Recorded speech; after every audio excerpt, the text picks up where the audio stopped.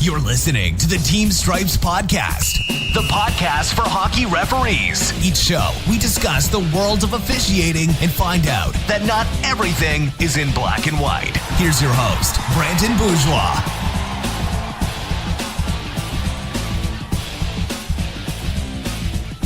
Welcome back to another episode of the Team Stripes Podcast. This is episode number 11, and this week we are really pretty lucky to have a pretty big name in the referee community, at least in the world of selling equipment and, you know, becoming a better official and having a great appearance. His name is Eric Arrigo, and he comes to us from the windy city of Chicago. And Eric's been a player and a referee, and he also runs the website called hockeyrefshop.com, which I'm sure he'll talk a little bit about. But for right now, I want to welcome you, Eric, to the podcast. Hi, Brandon. Thanks for having me on the show. Yeah, no, it's a pleasure, and I've certainly am no stranger to your website. I've seen it before, and once I got to know who you were, I thought you'd be a terrific guest to have on the show, and I'm sure there's lots we can talk about here. But I'm wondering maybe just to start off, if you could give the listeners listening at home maybe just a quick background on who you are and maybe how you got introduced to the world of officiating. Hi, so my name is Eric Arrigo. I'm from Chicago, Illinois, and I started officiating when I was 12 years old. I really didn't think about it the first few years when I was playing hockey, but then as I got older, I started paying attention to the officials, and I just saw that they got so much opportunity to just skate on the ice, which I just loved from a young age. Like, I just wasn't really a great skater. I was kind of behind. I started playing hockey late, so I was a little bit behind the curve then. And I saw, hey, I can go get paid to skate on the ice. Why would I not do that? So just kind of got involved with it. Started at 12 and never really looked back. Just skated tons and tons of games while I was playing all the way up through junior. Continued with that and then ended up starting my business, hockeyrefshop.com, still skating every day. So just love being on the ice. And so when you were playing, did you kind of did you ever dream that, you know, refereeing would be kind of the route for you, or was it always you wanted to be a referee when you were kind of growing up? It was kind of a two-way. So I loved playing hockey. My goal with it was never really to make it to the NHL like a lot of people. I just loved being on the ice. I played because I thought it was fun. I enjoy the game.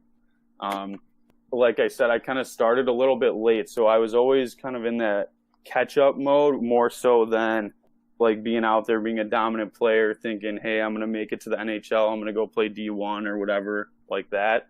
I just like being out there. I enjoyed the game.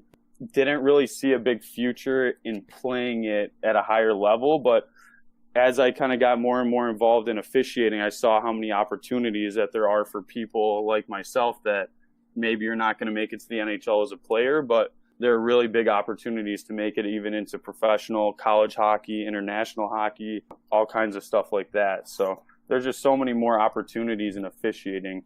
Yeah, and then obviously you have your business now, and I mean, could you maybe tell the listeners how you had the idea to create this? And I know you have some pretty cool products that you've also created. So yeah, maybe could you just kind of give a bit of background into that as well?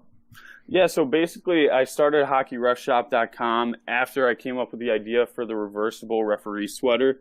I was in a ref room sitting in there. There were 2 4-man games in a row. It was a little broom closet ref room in Park Ridge, Illinois. And there were 8 e-bags in there, the big mother load 29-inch bags, and there's no space to get dressed in this little room. And I just thought, there's got to be some way to save some space in these bags. I looked at my bag. I had 4 different sweaters in there: referee, linesman, nameplate, no nameplate. I saw this, and the idea just kind of came to me.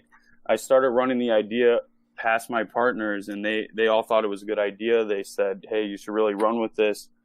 Started that up, got that made, and then I needed a place to sell it. I didn't really have any connections. I didn't think putting it on eBay or anything like that would be a good option. So I thought, hey, why not try and make my own website? Just came up with the name Hockey Ref Shop, made sense to me.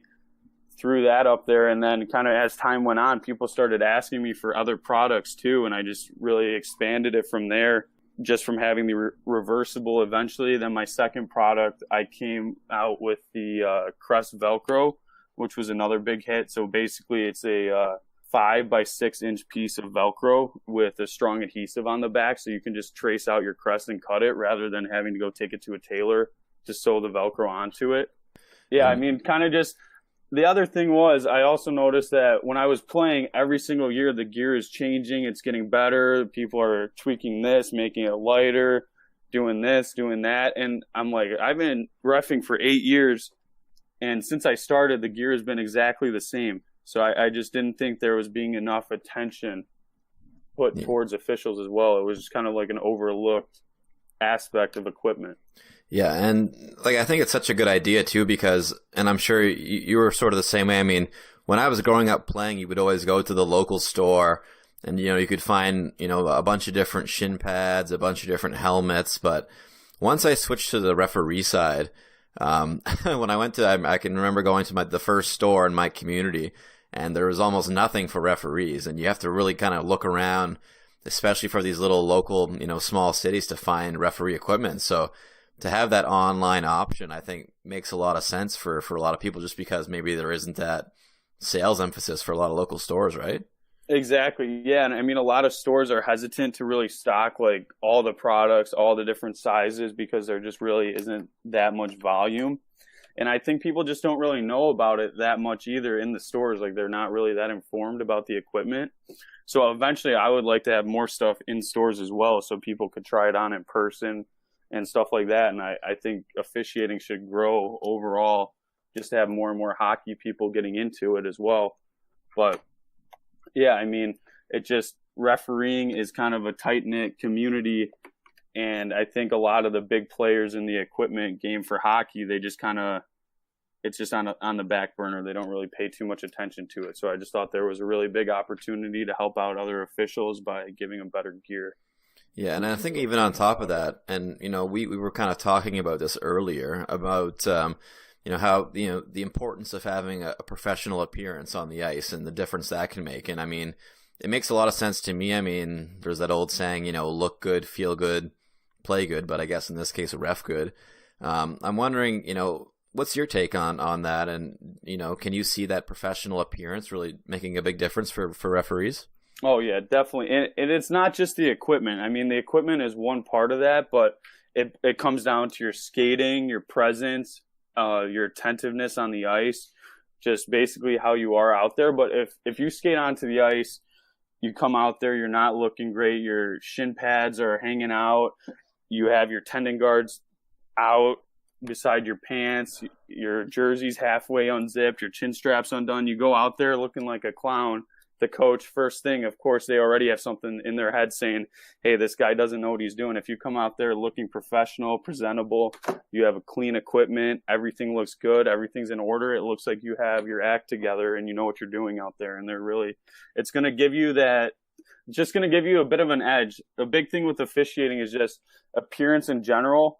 It's not very black and white. There's a lot of gray areas. So the better you can look confident out there, look like you know what you're doing, be confident, feel good about yourself and your calls while you're on the ice, that's really going to make a big impact on your game for sure. Yeah, I mean, to me, it's like you're saying, if you have your shin pad hanging out or, maybe you have those kind of the ratty laces that have, lost their white color or whatever. I mean, these little things that, like you're saying, coaches will notice that and players will notice that. And I think maybe it's similar to even, you look at maybe like a police officer or somebody in the military and, they're always well dressed and always very, professional looking. And I think for a referee, it might be sort of similar where, you have that expectation that they're there as a professional, they're there to work. And, if they have that offsetting appearance, it can really, say, oh, here we go. Maybe this guy just doesn't care. And, it's odd because maybe it's, not a referee's first job to look professional, but it does play a big role. Exactly. I mean, some people, they can definitely overlook it and say, hey, well, if I'm out there making the best calls that I can, which, you know what, you're 100% right. But the thing is, it's not a fair game out there. We all know it as referees. Teams, they want to win games. They're competitive, so they're looking for any edge they can. And if they sense weakness out of you, they're going to jump all over it, especially at the higher level. So you want to go out there and show them that you respect yourself. You take care of your equipment. You make sure that everything is looking good. you're out there and you mean business. Looking good obviously plays a big part in that. And do you find that you've had like referees come to you and say, "Hey, what's the newest style for referees? What looks professional? I mean, what are the pro guys using?" I mean, do you get that kind of feedback in your role as running this online store? Yeah, definitely. I mainly get the question regarding pants because the NHL refs, they're all branded with CCM, but a lot of them are actually wearing Stevens pants underneath that. Yeah, that's one of the biggest questions I get is what are the pros wearing? Because if they're looking good up there, they want to know what to look like in their own games too.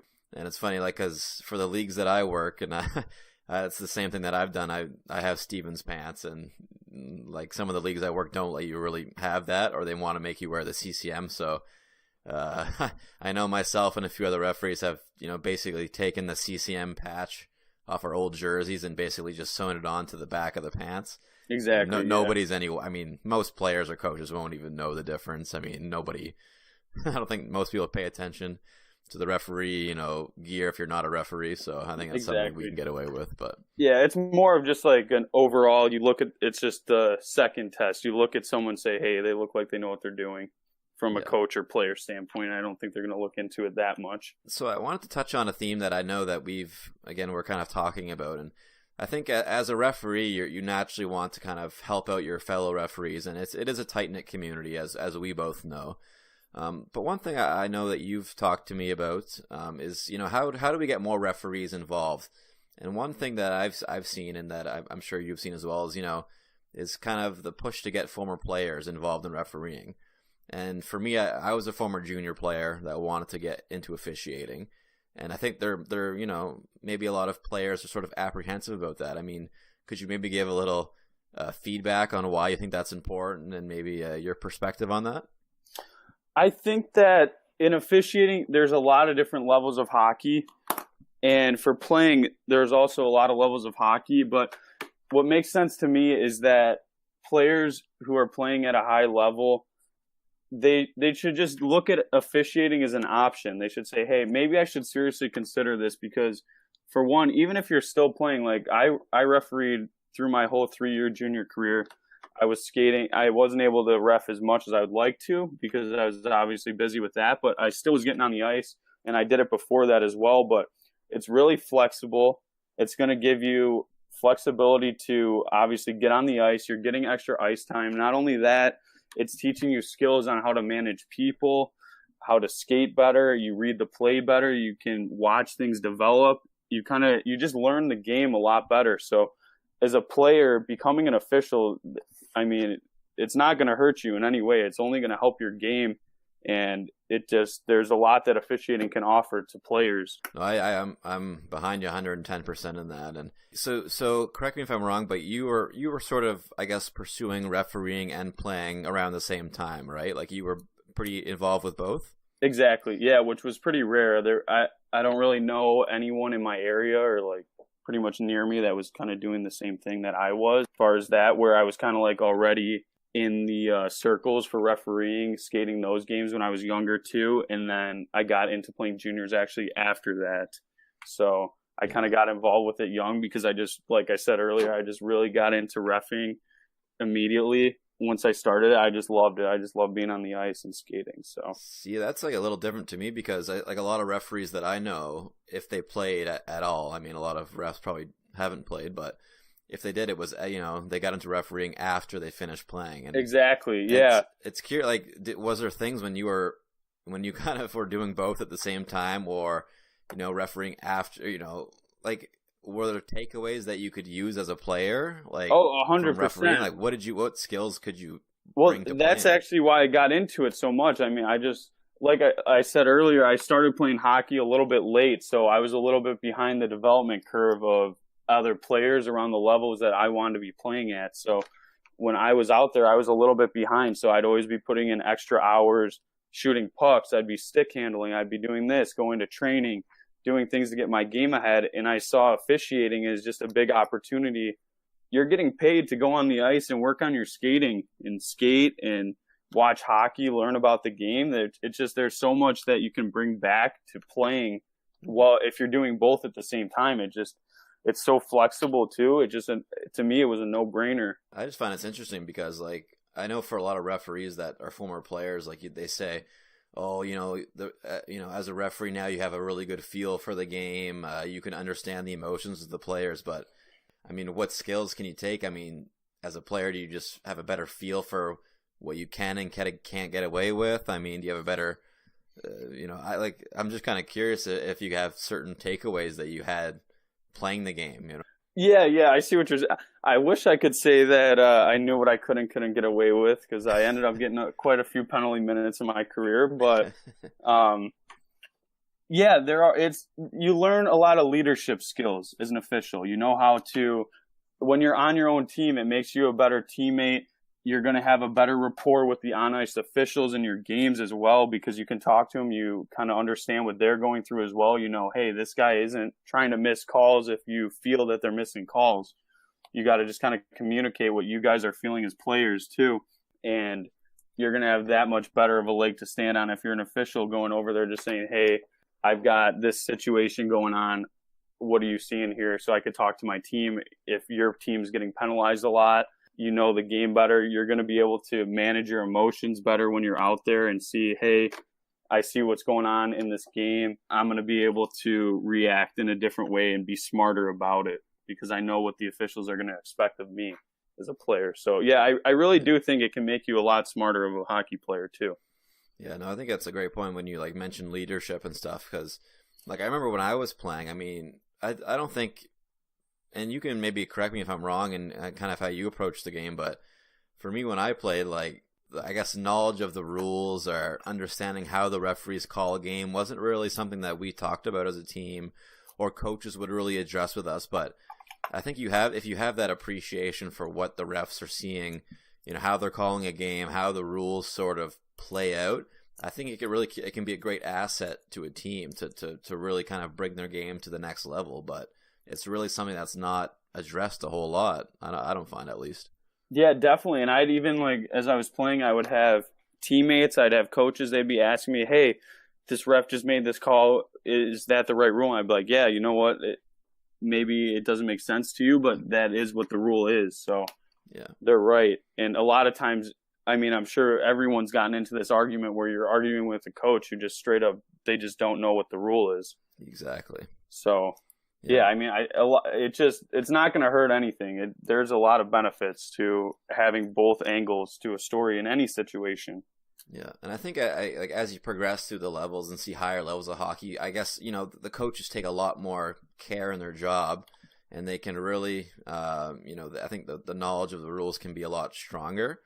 But you're right, especially at the lower levels, the coach might not have that 3 hours to read through the entire rule book. I mean, they just kind of are going off their experience. And I think, especially in my career for refereeing, I've seen firsthand that, sometimes we can get away with not knowing some rules sometimes because the coaches or players don't know the rule as well. As a coach, if you're a coach listening to this or a player, I mean, it's really important to know those rules, because sometimes you're going to run into a referee that just forgets the rule or doesn't know the rule. And if you have that to bring up to them, I think you're making your team that much more competitive, or, it's a much better case, I suppose. Exactly. Yeah, I mean, knowing the rules as an official, that should be your number one priority above all else. That's your job. When you sign up to be a ref, you should read the rule book front to back a few times just to really get a good feel for it, because when you put on the striped shirt, you're the expert out there. So I think first and foremost, you should be knowing the rules when you're on the ice in whatever league, but sometimes it can get confusing. You're skating a few different leagues, college, high school, USA Hockey, Hockey Canada. There's little nuances that are different between the different leagues. So sometimes a little reminder obviously isn't going to hurt. And that's where also relying on your teammates with your crew as well is going to help you to make sure you're getting the call right. Yeah, no, and I hear you 100%. And I can think of certain rules. I mean, just going from, pro to Hockey Canada to university hockey, there's these little, not even big rule differences. Sometimes they're just really subtle that you can, if you don't know it in that split second, you can kind of get yourself in trouble, I guess. And I don't know how many different leagues that you've worked, and had to jump between rule books, but it can be kind of a headache, I guess, sometimes, right? Yeah, I mean, I haven't experienced it too much, mainly between college rules and youth hockey rules for me, which sometimes they can be a little confusing with the like 4-on-4 situations, little stuff like penalty and a goal, it's still a penalty, stuff like that. It's just little stuff, but even a face-off location at a higher level game can make a big impact on the outcome of a game. And that's, I mean, almost another aspect that I think where if you played the game and you have a good understanding of it, as an official, you're going to realize that, hey, this has a big impact on the game. So I really want to make sure I'm making the proper call on that. And I wanted to jump back a little bit to something that you touched on. And I think it's really important for, any referee is kind of, life skills. And the one that stuck out to me that you mentioned was leadership. And I'm wondering maybe if you could talk about, the life skills that you were able to take away as a referee. I mean, certainly you're in business now. Have you been able to apply, leadership skills to that? What other takeaways have you been able to I guess, get from refereeing? Well, definitely, because you know what, referee, maybe some people, they're there to make it to the highest level. Maybe some people just want to do lower level games. So you're out there, you're skating a mic game. You're not just a ref out there to call penalties. You're out there, you're helping the kids out. You're teaching them about the game. You're teaching them about offsides, icing. They don't know these little rules. So if you take that extra second, you explain it to the players, you're teaching them. That's working on your leadership skills and also communication, which is, I would say, one of the most important aspects of officiating and just life in general is being a good communicator. And with officiating, you're going to deal with people that have every emotion in the book, from mad to happy to best moment of their life to everything. So you're seeing all different kinds of situations, and you have to learn how to manage that, all kinds of things. So there's just a lot of takeaways of things you can learn from officiating. Not only that, what you get for yourself, but there's a great brotherhood in officiating as well. So you have your teammates to lean on. There's all those people. You've got your crew on the ice, supervisors. Everyone is out to bat for each other. So it's just, you're joining a big team when you become an official. Yeah. And there's just a lot you can take from it, and there's a lot that you can give to it as well. So it's kind of just a great thing. Yeah. And when you talk about emotions, I mean, when you were just starting out, were you somebody that was naturally pretty resilient to, the angry coach or the angry player, or was it something that took you a few years to really get better at it? And is it something that you still work on and improve today? Well, it's 100% something that you always have to continue working at, because it's just something that you're going to manage, and you're always going to be able to do a little bit better to improve your game. So that's a super important skill. I think in the beginning, like when I would get yelled at, it didn't break me. Resilience is very important to being an official, because people are just going to yell. They're mad at their team. They're mad they're losing. They're mad at whatever. You're wearing the striped shirt. They just think, hey, it's okay to yell at you. So you can't take it personally all the time. You just have to go out there, do the best that you can do. If they're being a jerk for whatever reason, you just have to manage it properly. But yeah, that's something that to this day, every game I go out there, I think, how can I manage the situation better to keep the game. Yeah, and I mean, I think this is an issue that's kind of pretty dear to a lot of hearts for referees out there, because, and I don't know the numbers for USA Hockey, but I know for Hockey Canada, I mean, we lose at least 10,000 officials each year that don't come back for a second, and I don't know if they've ever done like a breakdown of what those reasons are, but I mean, I see that it's just a lot of officials that are especially starting out really struggle with like all these confrontations and all the emotions, like you were saying, and maybe some of them just, they might not have that resiliency, but I'm wondering if maybe you could give your take on it and, how you think we can improve that as referees and as referee associations.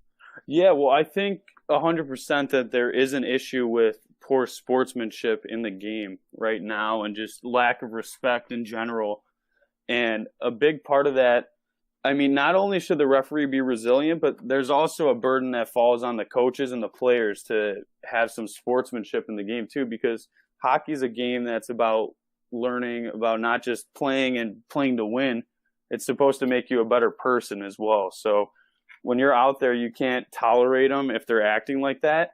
Like I look at sometimes you see, and you've been there before, I've been there before, where you see these crazy parents or these crazy coaches that it's winning is their primary objective, right? Like that's all they care about. Exactly. And when you're talking about building a better person, sometimes it's frustrating as a referee because there's only so much you can manage, and you can't control how some of these guys and girls are acting, right? Exactly. You can only react to what you're given. So you can't go out there and expect that, oh, I can stop whatever is going to happen before it's going to happen. You're not Magic Man out there.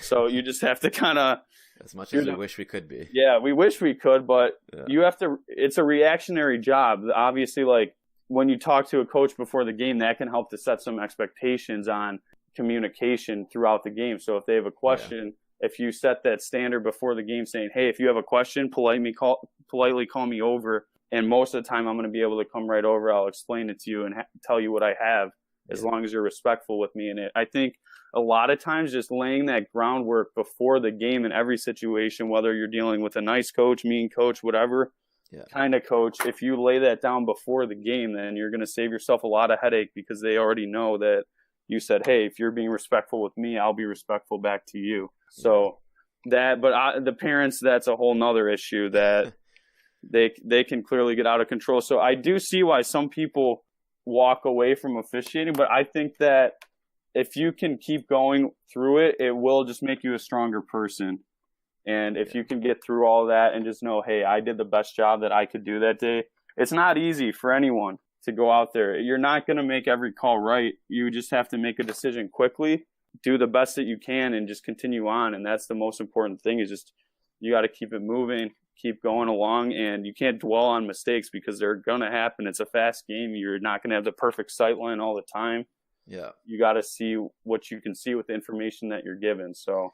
And that's interesting. Like, I mean, when you had those, I mean, we've been there. I mean, we've all had those games that you can't call anything right, or, everybody's lose. Like, how do you, after that game, how do you sort of have that short-term memory? I mean, was there certain things that you did to kind of decompress after those types of games? Or? I think a big part of it is just, you can't be too proud all the time. So if you make a mistake and you made a mistake, you made the wrong call, there's nothing wrong with you going up to the coach or the player or whatever and saying, hey, I messed up. That was a bad call. I'm going to do my best to continue on. I don't personally believe in makeup calls or anything like that, because I think that's just a slippery slope. So I think your best bet, if you make a mistake, is just, hey, own up to it, admit it, and just say, I'm going to do the best I can from here on out. But sometimes in a game, you make one bad call, then you get a little rattled about it, then you make another one, and then it just kind of sometimes in that second, you just need to take a moment and just realize, like, take a little extra time before that next face-off, calm down a bit, just take a few deep breaths, and then just redial back in, because you just have to focus back up. It's not, if you can call one good game, you could call a bunch of good games. So you just got to try your best. It's hard. Yeah, and it's funny you talk about taking that second and in a game to whatever, to catch your breath, or to take that deep breath. And I don't know if you've heard of something similar, but I've heard of referees here in Canada, at least, that they'll have they'll have like a marker or something in a game where each time they look at the Canadian flag or the American flag, that's sort of their reset. So if they know they made that bad call, they'll look for that flag or whatever. They'll take that second, and that's sort of the reminder to kind of settle down. I don't know if you've ever heard of something similar, or a weird tip or trick like that, but that's kind of one thing that I've heard of here. No, I haven't, but I'm actually going to start thinking about that. That's a good tip. I don't know. It's sort of those mental reminders, I guess. But exactly. So much of officiating is mental. It's all about focus, and it's a hard job. It's mentally and physically demanding. Yeah. No, I agree with you, and like that's one thing when I was a player, thinking about jumping onto the referee bandwagon and donning the stripes, I guess that was something that I didn't really expect, was sort of the mental challenge of it. And to me, I find it's way more mentally challenging as a referee than it ever was as a player for me. And I don't know if that's similar. I agree as well. With you too. Which is odd, I think, but when you really think about it, it makes sense, and all the judgment calls you have to make and all the confrontations you have to, concern yourself with. Exactly. Yeah, you really have to take a step back when you're an official and kind of see the bigger picture with it, because as a player, You're just thinking about playing and trying to win a game. So I feel like as a player, you can get really emotionally wrapped up in it. As a referee, you really need to be thinking logically all the time and just understand the game, what's going on, just what you need out of the players. And I don't know if that's part of it's because, like as a player, you can either win or lose a game, whereas a referee, I don't know if you can ever really win or lose a game, or how sometimes. Exactly. That's the thing. Because as a player, you're playing to win. As a referee, you're just out there trying to do the best job that you can. So I guess it's kind of to each his own perspective, I guess. I wanted to jump to another thing here, and I know you're from Chicago, and I have absolutely no idea about the hockey culture in Chicago, but I mean, could you maybe talk about, your experience, I guess, playing and refereeing there, and what are officials pretty well respected there? Is there a learning curve for a lot of parents and coaches? I mean, what's your general takeaway from the culture in Chicago? I think that in Chicago, there's really a great officiating community, and we just have a lot of hockey from all different types of levels. So I think here there's a lot of opportunity for officials, for players. It's a pretty good hockey community overall. Do I believe that there are some things with sportsmanship that need some work? Yes. I don't think that's just here. I think that's a nation and probably worldwide problem at this point. But I think that Chicago is a great place. The local association, they've given me so many opportunities across the years. If you go in, you put in the work, you try and learn the rules, you do the best that you can. And from a young age, they had given me a lot of opportunity, and I'm really thankful for that. Yeah, because what level hockey would you guys would have? Obviously, on the NHL level, obviously you have the Blackhawks. I'm assuming you guys have some AHL teams in the area, some NCAA. I mean, is there a lot of really good outlets if you want to become a referee in the Chicago area to sort of progress? Oh, yeah. Well, definitely, because we're right in the middle of the Midwest, too. So what we don't have directly here, which we have NHL, AHL, Division III, NCAA. We don't have any ECHL or D1 NCAA really close right now, but just over in Indiana, we've got Notre Dame, so that's not too far for NCAA D1. And then pretty much every level below that at the junior and high school level. So, yeah, there's definitely a lot of opportunities there. And then, like I said, within driving distance, you could get to pretty much anything. So right. And you were saying the associations are really helpful. I mean, do you have these referees that are working these levels that really try and help out and give back to the referee community? We have, when I was younger, there were quite a few guys that were involved. We have something called the General Development Program and Advanced Development Program. So the General is basically once or twice a month, the association will either have a classroom or a power skating session, and we'll get a lot of the guys who are working like American League level will be out there and helping out at that type of stuff. And then we also have the Advanced Development Program, which will have both those guys and then grassroots guys out there and helping you to advance in your own area. So like normally you're only supposed to work games for people below your age.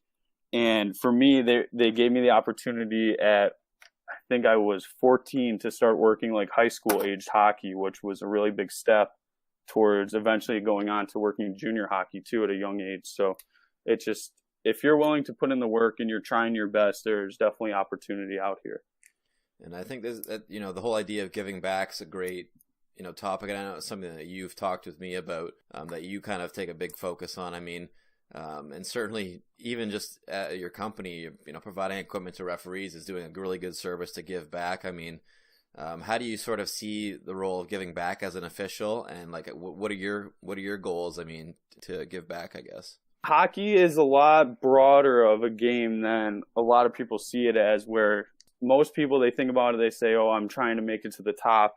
Where I worked the USA Hockey Disabled Festival, and that was probably one of the most touching experiences I've had in officiating, where I was working blind hockey, sled hockey, disabled hockey, wounded warrior hockey. And there's people out there that aren't as fortunate as a lot of us are, that are out there enjoying the game. And there's just so many opportunities to give back to that, and to give back to fellow officials, and just teach the younger next generation as they're coming up. There's just so much good you can do with officiating. So Yeah, I mean, it's certainly something we have to kind of remind ourselves too, whether it's giving up a weekend to go help out. Like, I really commend you for helping out with these initiatives. I mean, that sounds terrific, and I think for referees listening out there, it's making that effort to take a weekend out of your schedule to go help out a worthy cause, or whoever you exactly. Yeah, and it's like some people, they ask me, oh, how's the money, how's this, and it's like, you know what, a lot of people think, oh, refs are just out there, they're doing it for the money. I don't know one guy who skates every day who they're just out there for the money. If that's all you're out there for, you're not going to last very long, because it's a hard job. So yeah, events like that Disabled Festival, they really put things into perspective on how lucky we all are. And there was actually a moment in one of those games that really touched me, where one of the players, it was special hockey, and one of the players, like, he really wanted to drop the puck. Like, that was all he had been asking me the whole game. He asked me for the whistle. Like, he wanted me to go play defense, and he wanted to be the ref for a little bit. And I said, I can't let you ref the game, but you could drop this puck. And he dropped the face off, and the kid just had a smile on his face the whole rest of the day. It's just stuff like that it just really puts the big picture into perspective. Yeah, and even a simple gesture like that, I'm sure that's something that kid will remember for years and years. And, it's like you say, it really does put things in perspective. So, yeah, I mean, that angle. And then also, like, if you're an experienced official and you're working with a brand new ref, you shouldn't be like, oh, why am I working with this new guy? You should be out there trying to help them be the best that they can be. Yeah. So it's just giving back, giving little tips, helping out, being a community, and just letting the other officials know, hey, you can lean on me too if you have a question or you need help with anything. No, I think that's great advice, and I think we're coming towards the upper limits of our time here. But I'm wondering if you could maybe just wrap up by talking about maybe first about maybe what your company will be doing next, and what maybe your next steps for you, as well as some general words of wisdom and advice for referees out there that are listening. Yeah, so to start off, right now my number one focus is, I just found out I was invited to the USA Hockey Western Futures Camp. So I'm getting ready for that. It's coming up, I think, just under a month from now. So I've got to head out to Colorado Springs for that camp. And I'm really focused on getting prepared for that physically and going over all the rules. So first and foremost, that's my focus right now. As for my business, I'm just looking for good products that are going to help officials. So I'm obviously working on making sure that my referee sweaters and the products that I make, just taking people's feedback into account and kind of tweaking the design as I go. Also just seeing what kind of feedback people have overall and what kind of products they would like to see in the market, and just trying to help new refs, because that's besides the reversible, I would say that's my I'm not even going to call it a number two. It's like side by side with the reversible is helping new officials to get into the game at an affordable price. So like my beginner kits, that's my biggest focus, I would say, is just making sure that I can teach people about that.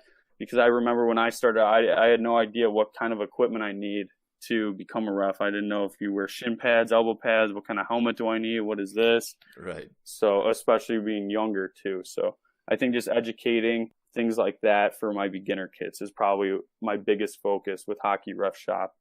A few tips and tricks. Don't give up. Because there's going to be some days that are hard, that are really hard. And you're going to say, why do I do this every day? But you know what? At the end of the day, it's worth it. You get back out there, skate some more games. You're going to have a nice, good game. Everything's going to go well. Players are going to be out there having fun. It's going to be good hockey. And then you're going to say, you know what? This is great. I know I am out here. Yeah. And if you can get that feeling, then that's why you should be a referee. Yeah, I would agree with you 100% on that. I don't think you can go wrong with that advice. Anyways, Eric, I wanted to thank you for taking time to speak with us and to the listeners, and to share your experience and what you're doing and your take on the game. I think that's really good information for those that are listening out there. And even, I guess, thanks for talking about maybe the culture in Chicago. As I said, that's something that was new to me. So I just want to thank you again for taking the time to help out. And just for those that are out there, I mean, where can the listeners find your shop? Yeah, so our website's hockeyrefshop.com, and we also have a Facebook page, Hockey Ref Shop, and then on Instagram, we're at Hockey Ref Shop. So pretty simple. Perfect. And we'll be posting those links for the listeners out there if you want to check it out. So Yeah, Eric, thanks again for your help, and thanks, and have yourself a great day. Yeah, thank you so much for having me on the show.